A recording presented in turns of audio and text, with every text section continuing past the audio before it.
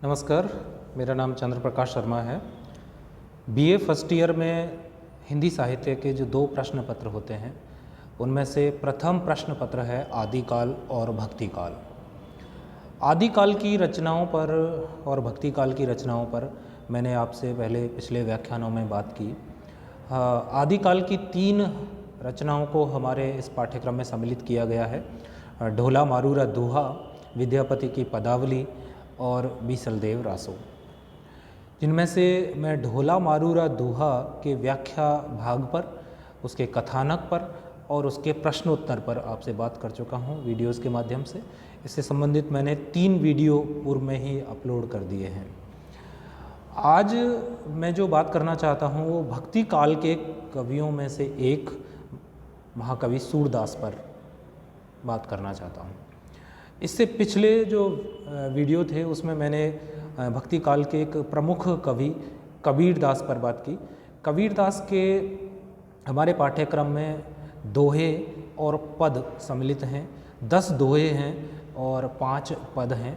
उनके व्याख्या पक्ष पर मैं आप सबको बता चुका हूँ और उससे संबंधित जो अर्थ, महत्वपूर्ण टिप्पणियाँ और व्याख्यात्मक रूप उस सब पर बात हो चुकी है।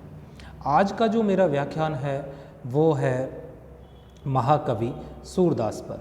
सूरदास की 3 रचनाएं मिलती हैं, सूरसागर, सूरसारावली और साहित्य लहरी। इनमें से सूरसागर उनका ही बड़ा प्रसिद्ध ग्रंथ है। श्री कृष्ण की लीलाओं का जितना सुंदर गान सूरदास के द्वारा किया गया है उससे अधिक सुंदर गान अन्य किसी कवि ने नहीं किया है। ब्रज भाषा का बहुत ही परिपक्व और सुंदर रूप उनकी रचनाओं में देखने को मिलता है।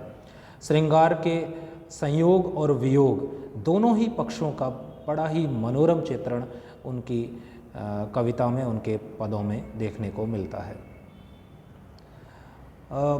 आज मैं बात करना चाह रहा हूँ हमारे पाठ्यक्रम में जो सूरदास के पद रखे गए हैं उनके संदर्भ में।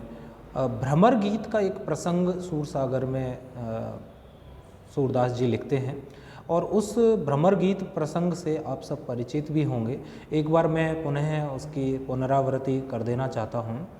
श्री कृष्ण जी जब मथुरा चले जाते हैं और मथुरा में राजकाज संभालने में व्यस्त हो जाते हैं तो गोपियों को ये लगता है कि श्री कृष्ण हमें भूल चुके हैं। वो अपना संदेशा श्री कृष्ण को पहुँचाते हैं।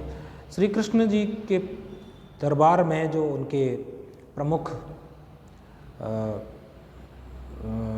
जो सहायक हैं उद्धव, वो उस पत्र को पढ़ते हैं और विरह वेदना से लिखे हुए गोपियों के उस पत्र के पश्चात वो कहते हैं कि ये गोपियाँ पागल हैं, इन्हें असली ब्रह्म का ज्ञान ही नहीं है, इन्हें उस ब्रह्म की उपासना करनी चाहिए जो निर्विकार है। श्री कृष्ण जी को लगता है कि उद्धव अपने ज्ञान से बहुत गर्वित हैं, घमंड उन पर छाया हुआ है, तो वो उद्धव को ही संदेशा भेजकर ब्रज में भेजते हैं कि आप जाइए और गोपियों को समझा कर आइए कि उन्हें निर्गुण ब्रह्म की उपासना करनी चाहिए।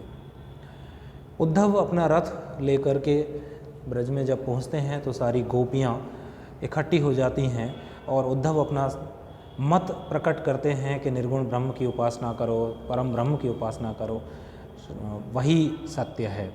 इस प्रकार की बातें सुन करके गोपियों का मन उदास हो जाता है, किंतु वो अपने श्री कृष्ण के अनन्य प्रेम को प्रकट करती हुई उनसे बात करना चाहती हैं और बातों के लिए वो वहाँ पर आसपास ही एक भंवरा मंडरा रहा होता है। उस भ्रमर को माध्यम बना करके उद्धव तक अपनी बात कहती हैं। हमारे पाठ्यक्रम में उस भ्रमर गीत सार से जो पहला पद सम्मिलित किया गया है उसे हम देख लेते हैं। ऊधो आँखियाँ अति अनुरागी, एकटक मग जोवती अर रोवती, भूले हूँ पलक न लागी, बिनु पावस पावस करी राखी, देखत हो विद्यमान, अबधों कहा कियो चाहत हो, छाड़ो निर्गुण ज्ञान। तुम हो सखा श्याम सुंदर के, जानत सकल सुभाई, जैसे मिलें सूर के स्वामी, सोई करऊ उपाय। अभी जो मैंने प्रसंग बताया कि उद्धव निर्गुण भक्ति पर बल देने की बात करते हैं और कहते हैं कि निर्गुण ब्रह्म की उपासना कीजिए, पर गोपियाँ उसे मानने के लिए बिल्कुल तैयार नहीं हैं और अपनी बात को इस प्रकार रखती हैं कि हे उद्धव, ये जो आँखियाँ हैं, ये जो हमारे नेत्र हैं, ये श्री कृष्ण के प्रेम में अनुरक्त हैं। उस प्रेम में इस तरह डूबे हुए हैं कि इन्हें और कुछ दिखता ही नहीं है।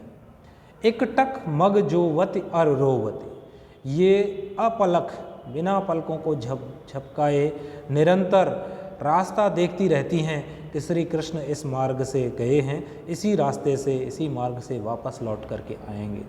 और रास्ता टोह करते हुए, मार्ग की बाट जोहते हुए, श्री कृष्ण की बाट जोहते हुए ये निरंतर रोती रहती हैं। भूले हूँ पलक न लागी, और इनकी दशा ऐसी है कि उस अनन्य श्री कृष्ण के प्रेम में एक क्षण के लिए भी पलक से पलक नहीं लगती है, अपितु निरंतर उनके आने की प्रतीक्षा में ये खुली रहती हैं। बिनु पावस पावस करी राखी, यहाँ पावस पावस 2 बार आया है। पावस का जो पहला अर्थ है वो वर्षा ऋतु से है, और एक पावस का जो अर्थ है वो है अमावस्या से, कि बिना बारिश के ही इन आँखों ने वर्षा कर रखी है। यह प्रत्यक्ष तुम देख सकते हो कि बिना पानी बरसे ही इन्होंने आँखों से अश्रुधारा बहा करके वर्षा ऋतु बना रखी है। देखत हो विद्वान, हे विद्वान उद्धव जी, ये तो तुम देख ही सकते हो कि कैसे हमारी आँखों से अश्रुधारा प्रवाहित हो रही है। अबधों कहा कियो चाहत हों छोड़ो निर्गुण ज्ञान, कि अब तुम और क्या चाहते हो हमसे, कि हम श्री कृष्ण के प्रेम में इतनी वियोग दशा से पीड़ित हैं और तुम हमें निर्गुण ज्ञान का उपदेश दे रहे हो। अब तो कम से कम उस निर्गुण की बात छोड़ दो।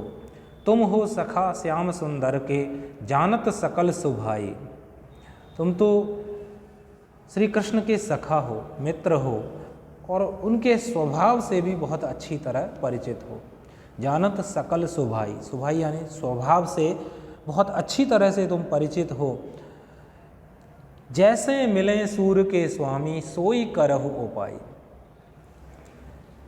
सूरदास जी कहते हैं कि गोपियाँ विरह से पीड़ित होकर के उद्धव को कहती हैं कि तुम तो श्री कृष्ण के मित्र हो, सखा हो, तो उनका पूरा स्वभाव जानते हो, हमें भी कुछ ऐसा बता दो कि जिस उपाय को करने से हमें हमारे स्वामी श्री कृष्ण मिल सकें। इस प्रकार इस पद में वियोग दशा का, गोपियों के विरह वर्णन का इसमें चित्रण किया गया है। निर्गुण ज्ञान को त्यागने की बात भी गोपियाँ यहाँ करती हैं, और जो नेत्रों में जो उनके आगमन की प्रतीक्षा है उसका सुंदर चित्रण इस पद में दिखाई देता है। अगला जो पद है उसमें गोपियाँ विभिन्न उपमानों को झूठा बताती हुई कहती हैं कि ये जितने भी पृथ्वी पर उपमाएं दी गई हैं वो उपमाएं सही अर्थों में सार्थक नहीं है। उपमा नैन एक न रही, कि नेत्रों के लिए जितनी भी उपमा दी गई हैं वो बिल्कुल सही नहीं है, क्योंकि वो पूरी तरह घटित नहीं होती। कविजन कहत कहत सब आए सुधिकर नाह कही, कि बहुत सारे कवियों ने आँखों के लिए, नेत्रों के लिए बहुत सारी उपमाएं दी हैं, लेकिन ये सही मायनों में उपमाएं सही नहीं हैं। कही चकोर विदु मुख बिनु जीवत भ्रमर नहीं उड़ी जात, के आँखों को चकोर की तरह कहा गया है कि आँखें, नेत्र जो हैं वो चकोर पक्षी की तरह हैं। विदु मुख बिन जीवत, जिस प्रकार चकोर पक्षी चंद्रमा को देखे बिना जीवित नहीं रह पाता, लेकिन ये हमारे जो नेत्र हैं ये तो श्री कृष्ण को बिना देखे भी अभी तक मौजूद हैं, हम अभी तक तो जिंदा हैं।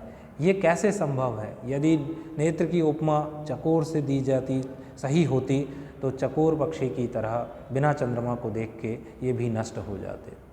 भ्रमर नहीं उड़ जात, और जो इनकी भ्रमर से तुलना की गई है, उपमा दी गई है नेत्रों की, तो ये भी गलत है।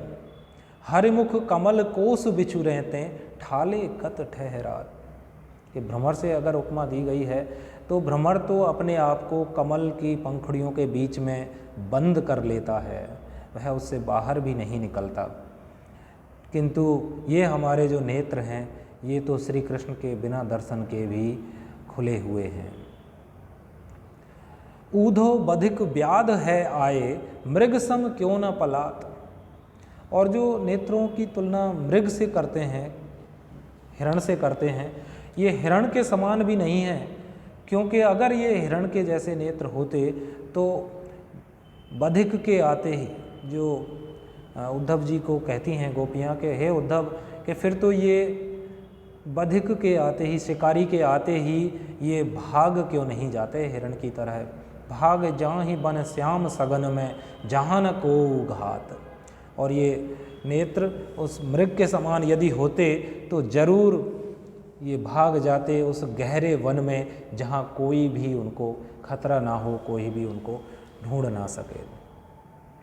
खंजन मन रंजन नहीं होइए कबहू नहीं अकुलात, और खंजन पक्षी से जो इन नेत्रों की तुलना की जाती है, खंजन के समान होते नेत्र हैं, तो खंजन पक्षी से भी तुलना करना सही नहीं है, क्योंकि ये तो उस पीड़ा से, उस दुख से कभी व्याकुल भी नहीं होते हैं। पंख पसार न होत चपलगति हरि समीप मुकुलात, यदि ये व्याकुल होते, यदि ये बेचैन होते श्री कृष्ण से मिलने के लिए, खंजन पक्षी की तरह नेत्र होते, तो जरूर ये अपने पंखों को फैलाकर तेज गति से उड़ करके श्री कृष्ण जी के पास पहुंच जाते। इसलिए नेत्रों की तुलना खंजन पक्षी से करना भी गलत है। प्रेम न होई कौन विधि कही है झूठा ही तन आड़त, और जो इन नेत्रों की तुलना प्रेम से की जाती है कि प्रेम भरे हुए होते हैं नेत्र, प्रेम पूरित होते हैं, तो ये भी गलत है, क्योंकि ये तो अड़े हुए हैं, प्रेम में तो अड़ना होता ही नहीं है। सूरदास मीनता कछु एक जल भरी कबहू न छाड़त, सूरदास जी कहते हैं कि कुछ थोड़ी बहुत तुलना जो हो सकती है वो इनकी मछली से हो सकती है, क्योंकि मछली बिना जल के एक पल भी जीवित नहीं रह पाती, वैसे ही ये नेत्र भी श्री कृष्ण के वियोग से पीड़ित होकर के एक पल भी जीवित नहीं रहना चाहते, इसलिए इनकी तुलना हम मछली से कर सकते हैं। पूरे पद में उपमा अलंकार को इस प्रकार उद्घाटित किया गया है कि जैसे उपमाएं दी जाती हैं कि वो उपमाएं अब गोपियों के लिए सटीक नहीं जान पड़ती, और उन सब की काट करती हुई वो कहती हैं कि ये सब सही नहीं है, और अंत में एक उपमा को नज़दीक का ठहराती हैं और मछली के समान ही नेत्रों को मानने के लिए कहती हैं। अगला जो पद है उसमें सूरदास जी कहते हैं ऊधो मन न भये 10-20 एक हुतो सो गयो श्याम संग को अवराधई ईस, इंद्री शिथिल भही के सब बिनु ज्यों देह बिनु शीस, आशा लागी रहती तन श्वासा जीवहि कोटि बरीस, तुम तो सखा श्याम सुंदर के सकल जोग के ईस, सूर हमारे नंद नंदन बिनु और नहीं जगदीश। जहाँ उद्धव जी ये शिक्षा देना चाहते हैं गोपियों को कि निर्गुण ब्रह्म की उपासना कीजिए, वहाँ गोपियाँ उद्धव को कहती हैं कि ऊधो मन न भये 10-20, कि हे उद्धव अब हमारे मन 10-20 नहीं हैं कि जो एक मन से तो श्री कृष्ण की उपासना कर लें और दूसरे मन से निर्गुण ब्रह्म की उपासना कर लें, हमारे मन में तो केवल श्री कृष्ण समा चुके हैं और अब उनका निकलना बहुत मुश्किल है, अब दूसरा मन कोई है नहीं जिससे हम निर्गुण की उपासना कर लें। एक हुतो सो गयो श्याम संग को अवराधई ईस, एक ही मन था, एक ही चित्त था, एक ही हृदय था जो अब श्याम से जुड़ गया है और उन्हीं के साथ है। अब उस मन के बिना कैसे हम उस ब्रह्म की उपासना करें। इंद्रिय शिथिल भई के सब बिनु, हमारे जितने भी शरीर की जो इंद्रियां हैं वो सब शिथिल हो चुकी हैं, कमज़ोर पड़ चुकी हैं बिना श्री कृष्ण के। ज्यों देह बिनु शीस, कि जैसे सिर के बिना पूरा शरीर शिथिल हो जाता है, वैसे ही हमारा शरीर भी शिथिल हो चुका है, क्षीण हो चुका है। आशा लागी रहत तन श्वासा, जीवहि कोटि बरीस। बस इस आशा में मन लगा हुआ है, ये उम्मीद लगी हुई है कि श्री कृष्ण आएंगे और हम सबकी इस विरह व्यथा को, विरह पीड़ा को समाप्त करेंगे, और इसी आशा में हम करोड़ों वर्ष तक जीवन जिए जा रहे हैं। तुम तो सखा श्याम सुंदर के सकल जोग के ईस। तुम तो श्री कृष्ण के सखा हो, हे उद्धव, तुम उन्हें बहुत अच्छी तरह से जानते भी हो और सकल योग के ईश यानी ज्ञाता हो। संपूर्ण जो योग आपने जो हमें बताया उस सब के बहुत बड़े ज्ञाता हो। सूर हमारे नंद नंदन बिनु और नहीं जगदीश। पर हम तो उद्धव तुमसे एक ही बात कहना चाहती हैं कि हमारे नंद नंदन के बिना इस पृथ्वी पर और कोई जगदीश नहीं है। हमारे ईश्वर, हमारे ईश, हमारे भगवान तो श्री कृष्ण ही हैं। इस प्रकार ये 3 पद सूरसागर से यहाँ पर उद्धृत हैं। इन 3 पदों की मैंने व्याख्या और इनका अर्थ आपको समझाया। आगे के वीडियो में मैं अगले जो पद हैं उन पर बात करूँगा। आज के लिए इतना ही। धन्यवाद।